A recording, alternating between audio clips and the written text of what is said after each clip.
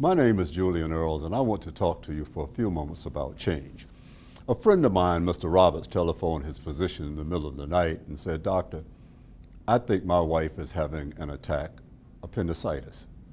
I really believe I recognize the symptoms." And the doctor said, "Mr. Roberts, certainly you should recognize the symptoms, because if you'll recall, I removed your wife's appendix just 5 years ago. Have you ever heard of a woman having a second appendix?"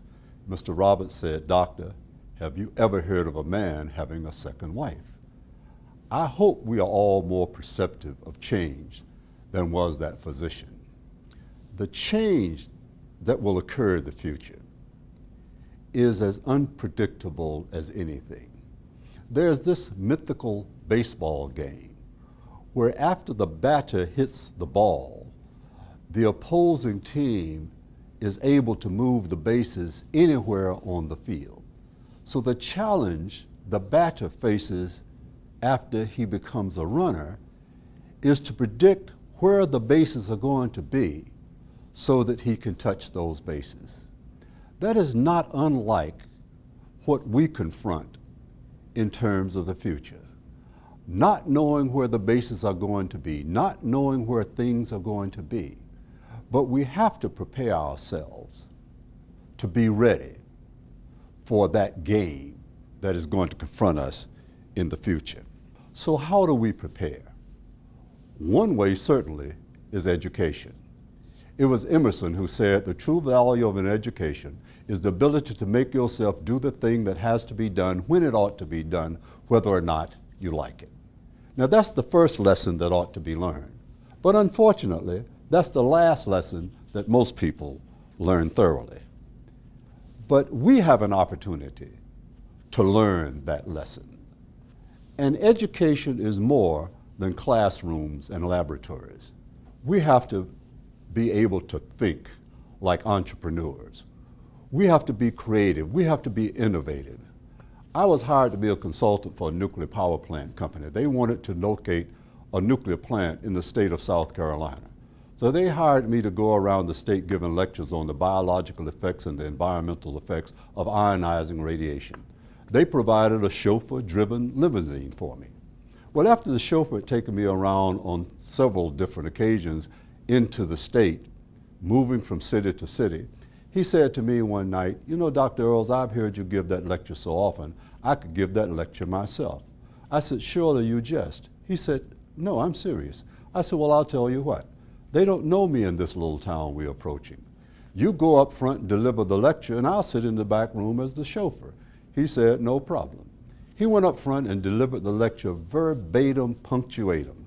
As a matter of fact, he did it so well, he finished a few minutes earlier than I would finish when I gave the presentation. At this occasion, the MC stepped forward and said, "Dr. Earls finished the lecture a little earlier than we thought. Therefore, we have time for a few questions from the audience." Well, I smiled. A lady stood up and said, "Well, Dr. Earls, how do you characterize that amount of X or gamma radiation such that the associated corpuscular emission per gram of air at standard temperature and pressure is one electrostatic unit of charge of either sign?" Well, I smiled even broader. The chauffeur dropped his head, looked up, and said, "In my entire career, that's probably the simplest question I've ever heard. As a matter of fact, it's so easy, I'm going to let my chauffeur in the back of the room stand up and answer the question."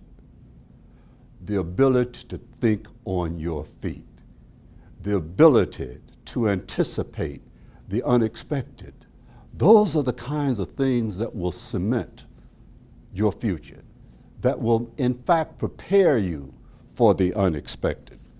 You have to make some decisions whether or not in the future things are going to be done to you or for you and by you and with you. We have to make sure that we understand that that decision is completely in our hands. No one else can make that decision for us. We have to make that decision for ourselves. I remember being asked about the definition of a human being, but I was asked to give it in engineering terms.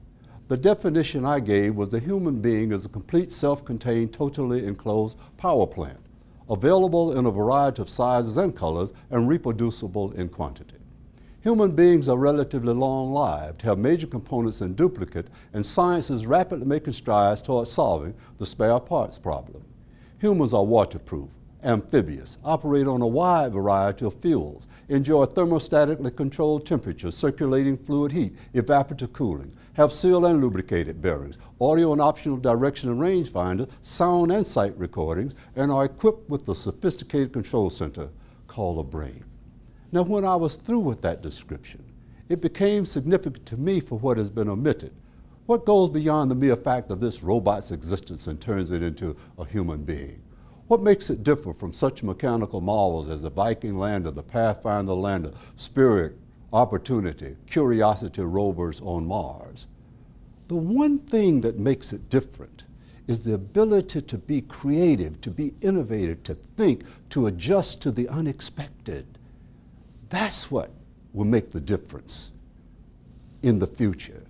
As you think about that, human beings are able to respond and react, and the robots are not able to, in fact, do that.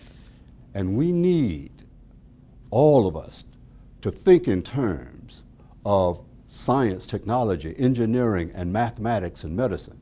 Now, you don't have to have a PhD in physics, but you do have to have an understanding of basic technology, science, things that are happening. Any nation that rises to the top and stays at the top does that on the basis of its understanding and its firm grasp and production in technology. We have an opportunity to do that. You have an opportunity to do that. I'm a runner, and the runners have a saying that the will to win means absolutely nothing if you do not have the will to prepare.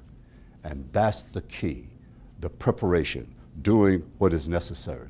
It's only logical.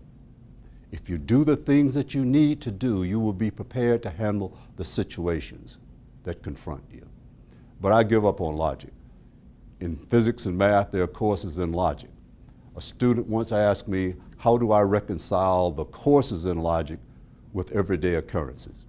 And I said, it gets frustrating to me. For example, why do you press harder on the remote control when you know the batteries are dead? Why do banks charge an insufficient funds fee on money they know you don't have? And if psychics know the lottery numbers, why don't they just play them? Have you ever wondered why they have interstate highways in Hawaii? Have you ever wondered why they have Braille on drive-through ATMs?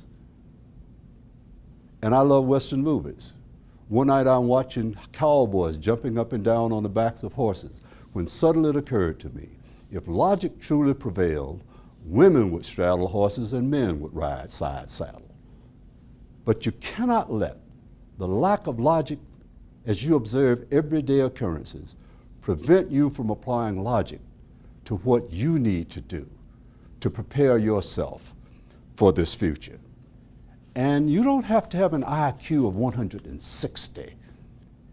You have to understand that preparation for the future requires that you believe in yourselves, that you work at doing things. I can is a lot more important than IQ. And I ask you to be like the bumblebee. There's an old saying in physics that the bumblebee can't fly, that according to all the laws of physics and every aerodynamic principle, the bumblebee's wingspan is too short to support its massive body in flight. But the bumblebee doesn't know that. It never took physics, so it just flies all over the place. And that's what you have to do. Be like that bumblebee. The bumblebee flies through brute force. If you look at the aerodynamics of the bumblebee, the wings don't move in synchronization. It just brute force flies through the air. And that's what you can do by preparing, by thinking entrepreneurially, by being creative, by brute force, by your brain power. You can create that future for you. Lastly, motivation. You have to have the motivation to do what needs to be done. Let no one tell you that you can't because of your ethnicity, because of your financial background, because you don't come from educated family members. You can do this. I stand here as an example. When I grew up, I wasn't poor, I was po. I had a pair of tennis shoes once that I had worn so long that the soles were so thin I could step on a dime and tell you whether it was heads or tails. If I could come from there to be able to try to talk to you about the importance of science, technology, engineering, mathematics, and medicine in your lives, again, not saying that you have to have a PhD, but you do have to have a willingness to work, an understanding of science, technology, engineering, and mathematics. You can do these things, but you have to want to do it. You have to work to do it. You have to will to do it. You have to be persistent. It was Calvin Coolidge who said, nothing in this world can take the place of persistence. Education will not. The world is full of educated derelicts. It is more than that. He also said that genius will not. Unrewarded genius is almost a proverb. Talent alone will not do it. The world is full of unsuccessful people with an abundance of talent. Persistence and determination alone are omnipotent.